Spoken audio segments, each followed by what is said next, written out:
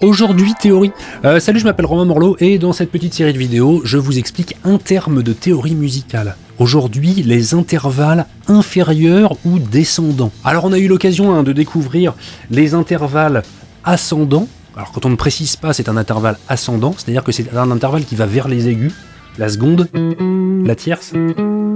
Mais ces intervalles peuvent être descendants, on peut repartir vers les graves, la seconde descendante, ou la tierce majeure descendante. Le vocabulaire d'intervalle descendant ou inférieur sert à décrire un mouvement mélodique en règle générale. Dans les accords, on parle rarement de quarte inférieure, tierce majeure inférieure.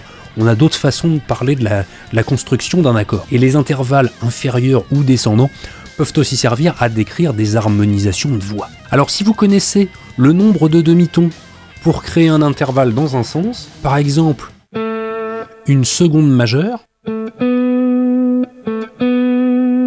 qui fait 2 demi-tons, il suffit de descendre de 2 demi-tons par rapport à votre tonique pour avoir la seconde inférieure ou la seconde descendante.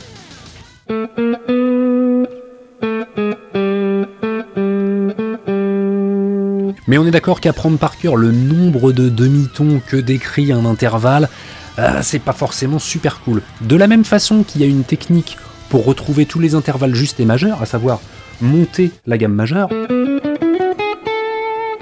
eh bien, on peut aussi descendre, alors non pas la gamme majeure, parce qu'il va falloir respecter notre petit pattern ton, ton, demi-ton, ton, demi-ton. Et le mode qui respecte ce pattern, mais en allant vers les graves, c'est le mode phrygien. Donc tous les intervalles descendants ou les intervalles inférieurs, justes ou majeurs, sont décrits par le mode phrygien quand on retourne vers les graves.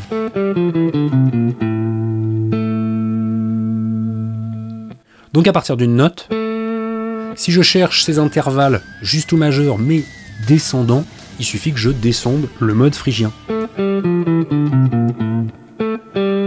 Seconde descendante, tierce, quarte, quinte, sixte, septième, octave.